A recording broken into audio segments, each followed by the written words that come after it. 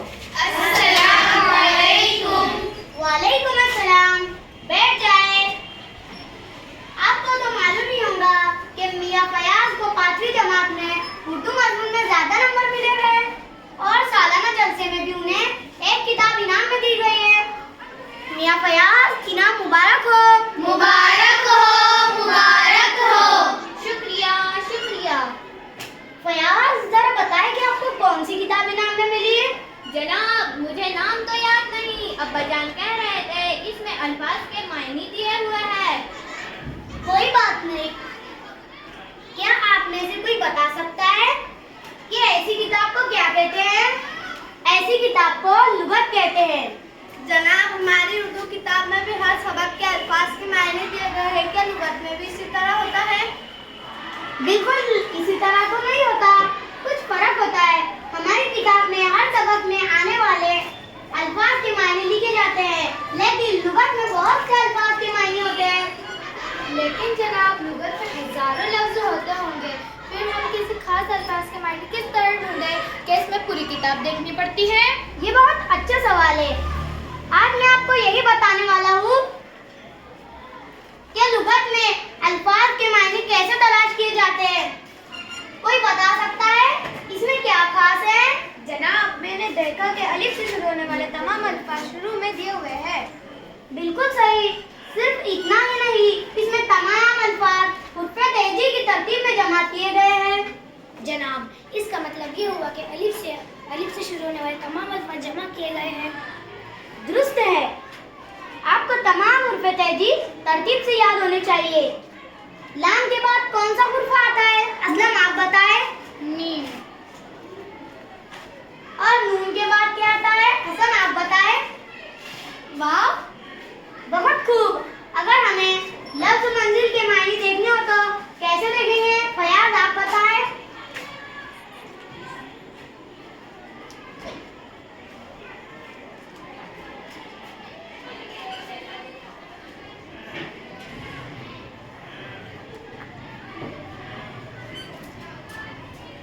हम इसे हुर्फ़े मीम के नीचे देखेंगे। अच्छा, ढूंढ कर बताएं। जनाब, इसमें मीम से शुरू होने वाले बहुत से लफ्ज हैं, ढूंढना मुश्किल है। लफ्ज़ मंजिल में मीम के बाद कौन सा हुर्फ़ आता है? नून। लुगत में मीम से शुरू होने वाले अल्फाज गौर से देखिए। आपको मालूम होगा कि इनमें पहले वो अल्फाज इकट्ठा किए गए जिनमें अलिफ आता है, जैसे मात, मार, माश वगैरह। इसके बाद वो लफ्ज है जिनके बाद ब आता है, जैसे मुबारक, मुबतला, मुबश्शिर वगैरह। इससे आपकी समझ में कौन सी बात आती है? जनाब, इसका मतलब ये हुआ कि यहाँ न सिर्फ मीम से शुरू होने वाले अल्फाज को जमा किया गया है, बल्कि हर लफ्ज के दूसरे उसका हुरूफ का भी ख्याल रखा गया है। बिल्कुल सही। ये हुर्फ़े तेजी की तरतीब में है, इसलिए लफ्ज़ मंजिल के मायने ढूंढने के लिए आप इस बात का ख्याल रखेंगे। हम इसे मीम नून में ढूंढेंगे।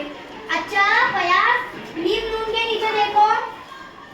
मिल गया जनाब। इसके मायने हैं उतरने की जगह, रहने की जगह, मुसाफिर खाना, सराय। जनाब, इसमें तो बहुत से मायने दिए हुए हैं, कौन से मायने सही है? हर मायने अपनी जगह सही है। लफ्ज़ मंजिल इस जुमले में देखिए, काफिला मंजिल पर ठहर गया। यहाँ मंजिल के मायने होंगे उतरने की जगह। फर्ज कीजिए आपने किसी मकान पर सुल्तान मंजिल लिखा हुआ देखा है। यहाँ मंजिल के मायने होंगे रहने की जगह, यानी मकान। हर लफ्ज के मायने जुमले में इसके इस्तेमाल के मुताबिक होते हैं। जनाब, ये मंजिल के आगे ऐन क्यों लिखा हुआ है? क्या हर लफ्ज के आगे ऐन लिखा होता है? अख्तर, आप आए और देख कर बताएं।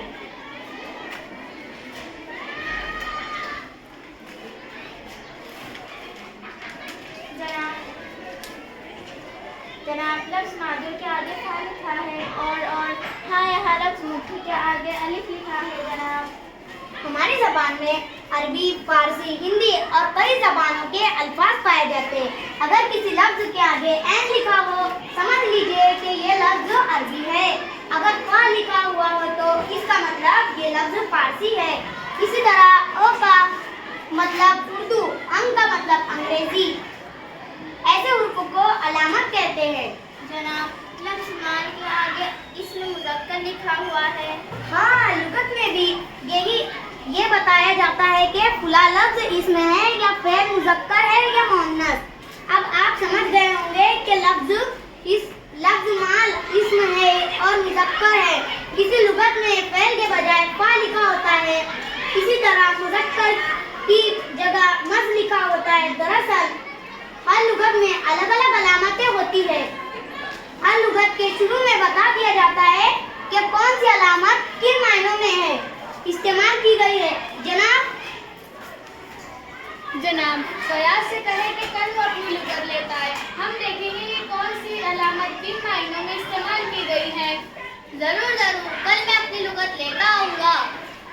अच्छा, मैं यहाँ तक तो सिया पर 3 लफ्ज़ लिखता हूँ। बताएं इनमें से कौन सा लुगत पहले आएगा।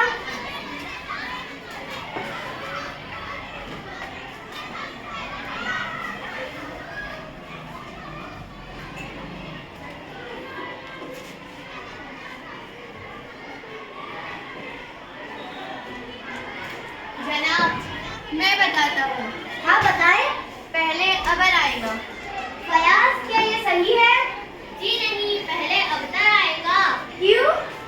इसलिए कि इन तीनों लफ्जों में 2 हुर्फ वही है, अलिफ और बा। इसलिए तीसरा हुर्फ देखना होगा। अबर में रो है, अबतर में तो है, अबर में न है। हुर्फ तहजी में तो पहले आता है, इसलिए अबतर पहले आएगा और उसके बाद आखिर में अबर और अबन आएगा। शाबाश, मेरा ख्याल